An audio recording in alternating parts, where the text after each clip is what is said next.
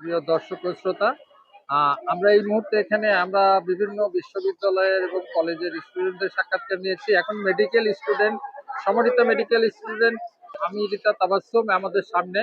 আমি তাবাসসুমকে প্রশ্ন করতে চাই, তোমরা এখানে মেডিকেল কলেজ থেকে কতজন আসছো?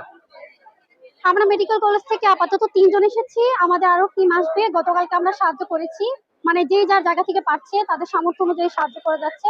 আর আমাদের আরো টিম হচ্ছে আমাদের যে পার্শ্ববর্তী যে এলাকাগুলো যাদেরকে ত্রাণ বিতরণ করা হচ্ছে ওইগুলোতে অংশগ্রহণ করেছে। আচ্ছা, এছাড়া এই যে আমাদের ভিতরে যে তোমাদের যে ফিলিংসটা কাজ করতেছে যে আমাদেরও কিছু করার আছে, এটা কবে থেকে, এই বিবেকটা কবে থেকে জাগলো? আমরা হচ্ছে স্টুডেন্ট, তো আমরা হচ্ছে দেশ গড়ার কাজে যদি এগিয়ে নিয়ে আসি সেক্ষেত্রে সাধারণ জনগণ কিভাবে আসবে? হ্যাঁ। দেশটা হচ্ছে আমাদের, অবশ্যই আমাদেরকে সামনে এগিয়ে আসতে হবে। এই বন্যা আক্রান্ত মানুষজনকে যদি আমরা সাহায্য না করি তাহলে তারা তারা তো এখন অসহায় অবস্থায় আছে, তাদের আমাদের সাহায্যের খুব প্রয়োজন। তো আমরা যদি এগিয়ে না আসি সাধারণ মানুষজন কিভাবে আসবে? আচ্ছা, মেডিকেল টিম হিসেবে তোমরা এখানে না করে যদি সরাসরি এফেক্টেড এলাকায় গেলে কি আরো ভালো হতো না? আমার ক্ষেত্রে হচ্ছে যে আমি সাঁতার জানি না, আর এখানে বন্যা কবলিত যে অঞ্চলগুলো আছে আমাকে রেস্কিউ করা থেকে তাদেরকে রেস্কিউ করা অনেক গুরুত্বপূর্ণ। আর আমি প্রথমত হচ্ছে যে দ্বিতীয় বর্ষের শিক্ষার্থী, তো পুরোপুরি মেডিকেল কলেজে না গিয়ে তাদেরকে আমরা হচ্ছে সাহায্য করতে পারি, এটা তাদের বিপরীত হবে। সেক্ষেত্রে সে অনুযায়ী আমি আমার জায়গা থেকে যেই যেই জায়গা থেকে আর কি যেই যা করতে পারবো সেই জন্য এখানে অমৃতা তাবাসসুম, তুমি এখন কোন ইয়ারে আছো? সেকেন্ড। এই মুহূর্তে আরো যারা বাংলাদেশে যে সমস্ত বিশ্ববিদ্যালয় এবং মেডিকেল কলেজ স্টুডেন্ট, তাদের উদ্দেশ্যে তোমার কিছু বলার আছে কি? তারা হচ্ছে তাদের সর্বস্তর থেকে তারা সাহায্য করার চেষ্টা করছে, প্রত্যেকে তাদের গ্রুপ খুলে ফান্ড খুলে যে যার সামর্থ্য অনুযায়ী সাহায্য করছে। আর আমি চাইবো যে প্রত্যেকটা বিশ্ববিদ্যালয় মেডিকেল কলেজ সব শিক্ষা প্রতিষ্ঠানের শিক্ষার্থীরা এগিয়ে আসুক তাদের সাহায্য। এখানে এখন তোমরা যে কাজটা করতেছো, সে কি কাজটা করতেছো তোমরা? এখানে হচ্ছে যে বন্যা আক্রান্ত মানুষজনের জন্য জামা কাপড় নিয়ে আসা হচ্ছে, যেগুলো হচ্ছে মিক্সড করা আর কি, যে পুরুষ মহিলা শিশুদের জন্য আমরা আলাদা করছি যাতে যখন তাদেরকে সাহায্য করা হবে এটা বুঝতে পারে যে কাদের জামা হচ্ছে এখানে দেওয়া হয়েছে। সেগুলো হচ্ছে আমরা আলাদা করে ব্যাক করে এখানে দিয়ে আসছি।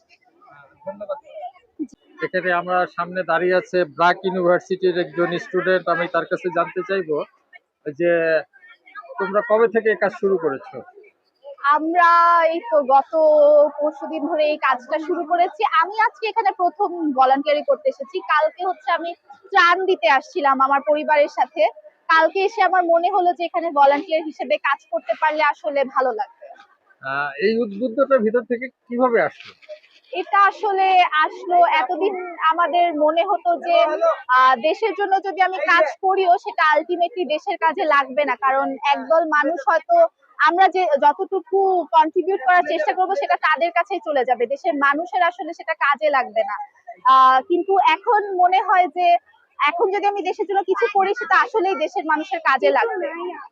আচ্ছা, এখানে ব্র্যাক ইউনিভার্সিটি মানে পাবলিক ইউনিভার্সিটির পাশাপাশি বেসরকারি কয়টা ইউনিভার্সিটি আসছে জানা আছে কি? সেটা বলতে পারবো না, কিন্তু আমার ইউনিভার্সিটির অনেক ফ্রেন্ডই এসেছে। অনেক ফ্রেন্ড এখানে অ্যাটেন্ড করেছে। আচ্ছা, এখন কি কাজ করা হচ্ছে এখানে? এখন আমরা জামা কাপড় সেকশন করছি, ছেলেদের কাপড় মেয়েদের কাপড় আলাদা করে সেকশন করে বস্তায় ভরে সেটা লেবেলিং করছি। নিজের অনুভূতি কি রকম এই মুহূর্তে? দেশের মানুষের জন্য কাজ করতে পেরে ভালো লাগছে। ভালো লাগছে। আচ্ছা, এরকম কি দেশের যে কোনো দুর্যোগপূর্ণ মুহূর্তে এবং আগামীতে যদি এরকম আরো কোনো সিচুয়েশন আছে, সেক্ষেত্রে তোমাদের ভূমিকা কি হবে? সেক্ষেত্রেও সেই ভূমিকায় হবে, নিজেদের সাধ্যের মধ্যে যতটুকু করা সম্ভব ততটুকু দেশের মানুষের পাশে দাঁড়াতে পারলে দেশের মানুষের সাহায্য করতে চেষ্টা করব। সাম্প্রতিককাল একটা বিপ্লব হয়ে গেল, এই বিপ্লব সম্পর্কে তোমার ধারণা কি? এই বিপ্লব সম্পর্কে আসলে সবার যে ধারণা, আমারই সেই ধারণা, আমরা একটা ফ্যাসিস্ট সরকারের পতন ঘটিয়েছি। এটাই। দেশ ও জাতির উদ্দেশ্যে এবং আগামী যারা ঢাকা এবং ঢাকার বাইরে এবং বিভিন্ন শিক্ষা প্রতিষ্ঠান যে সমস্ত স্টুডেন্টরা আছে, তাদের জন্য কি কিছু বলার আছে? তাদের জন্য এটাই বলার যে অনেক কিছু আসলে করতে হয় না, একজনের পক্ষে যে অনেক টাকা দিতে হবে, দান করতে হবে বা অনেক কাজ করতে হবে সেটা না, নিজের জায়গা থেকে নিজের সাধ্য মতো যে যতটুকু কাজ করতে পারে সেটা আসলে আমাদের সবারই করা উচিত। বিডি ন্যাশনাল টেলিভিশনের পক্ষ থেকে তোমাকে অসংখ্য ধন্যবাদ। তোমার নামটা কি বলবে? রিদিতা। হ্যাঁ, রিদিতা। রিদিতা।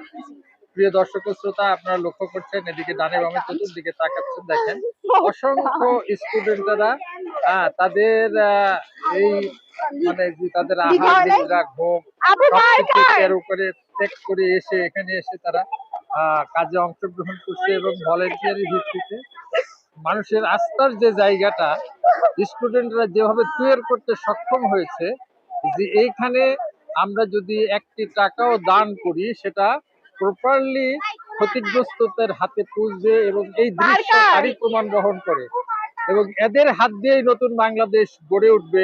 ছেলেরা এদের দিকে দেশ ও জাতির প্রত্যাশা। এরা একটি স্বৈরাচারী ফ্যাসিস্ট সরকারকে পতন করতে সক্ষম হয়েছে এবং পাশাপাশি আজকে এই মুহূর্তে এই স্বল্প সময়ের মধ্যে 12টি জেলায় বন্যা দুর্গতদের মানুষ এফেক্টেড এবং তারা ক্ষতিগ্রস্ত। আজকে এই ছাত্র সমাজ বাচ্চাদের যেভাবে মনে আরো তাদের হয়ে পাশে গেছে এসে না? দাঁড়িয়েছে এটা অভাবনীয় ওইগুলা কি এবং 3 পিস? এটা আচ্ছা তাহলে আরেকটা ভাষায় বস্তা প্রকাশ খুলুন। করার মতো না। ধন্যবাদ সবাইকে। মেরিস্টপের এনজিওর উনি দায়িত্বে ছিলেন, উনি এখন অবসর গ্রহণ করছেন। আমি ওনার কাছে জানতে চাই যে আজকে আপনি এখানে আসছেন আপনার যে বিবেকের তাড়না থেকে এবং এই ছাত্রদের হাতে ত্রাণ তুলে দেওয়ার জন্য কেন আসলেন? প্রথমত আমি যখন প্রশিক্ষায় ছিলাম আমি এই প্রোগ্রামটার সঙ্গে যুক্ত ছিলাম, হ্যাঁ ডিজাস্টার ম্যানেজমেন্ট প্রোগ্রামের সঙ্গে যুক্ত ছিলাম। আর এখন ছাত্রদের কাছে দেওয়াটাকে সবচেয়ে ভালো মনে করি আর কি, মানে কনফিডেন্স থেকে আসছে আর কি এখানে। কনফিডেন্স যে ছাত্রদের হাতে এই দানটা পৌঁছে জি, দিলে জি, জি। প্রপার জায়গাতে আমি মনে করি যে এদের মাধ্যমে দিলে এটা ঠিক জায়গায় পৌঁছাবে। আচ্ছা আচ্ছা। আপনার বাসাটা? বাসা মোহাম্মদপুরে। আমার নাম নুরে আলম। না, সবচেয়ে বড় কথা হলো যে এখনকার যে দুর্যোগটা এটা অনেক ব্যাপক, হ্যাঁ অনেক ব্যাপক। এটা বন্যা সাধারণত আস্তে আস্তে পানি আসে, কিন্তু এটা তো পাহাড়ি ঢল, কাজে এটা হঠাৎ করে আসাতে মানুষরা প্রস্তুতি নিতে পারে নাই।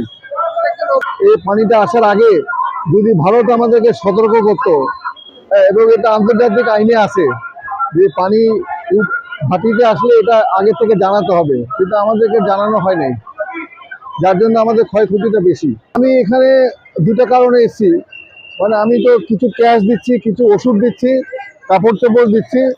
এখন হয়তো ক্যাশটা আমি বিকাশে পাঠাতে পারতাম, কিন্তু আমি এখানে আসলাম, একটা হলো আমার কাছে কিছু কমোডিটি আছে, আরেকটা হচ্ছে যে আমি যে এখানে যে বিপুল যে কর্মযোগ্য এটাও আমি দেখতে আসলাম কেমন হচ্ছে এখানকার মানুষের স্বতঃস্ফূর্ত সাড়াটা কিভাবে পড়লো আর কি। আপনি এখানকার বাস্তব চিত্র দেখার পরে কি মনে হচ্ছে? আমার কাছে খুব ভালো লাগছে যে মানে মানুষের সাড়া দিয়েছে। কারণ ছাত্ররা তো এখনো দুর্নীতির সেই বয়সটা না তাদের যে দুর্নীতির সঙ্গে জড়াবে, হ্যাঁ, এবং তারা খুব নিবেদিত ভাবে এই কাজটা করে যাচ্ছে। আমি যে ঢোকার মুখে দেখলাম অনেক ভলেন্টিয়ার, হ্যাঁ, আমার আসতে কোনো অসুবিধা হলো না। আপনি কি কি ত্রাণ নিয়ে আসছিলেন? আমি কিছু নগদ টাকা, কিছু ওষুধ, স্যানিটারি ন্যাপকিন সহ, আর পুরনো কাপড় চোপড়। নগদ টাকার পরিমাণটা কত হতো? আমার কাছে 25,000 টাকা। 25,000। এখন কি এটা দিবেন? এটা আমি একা না, মানে আমার কয়েকজন মিলে একটা দিচ্ছে। আপনি কি এখন এটা দিবেন? হ্যাঁ, আমি দিব। আচ্ছা, একটু আপনি চলেন। এই দর্শক আমি এখন এই টাকা 25,000 কোথায় দিব?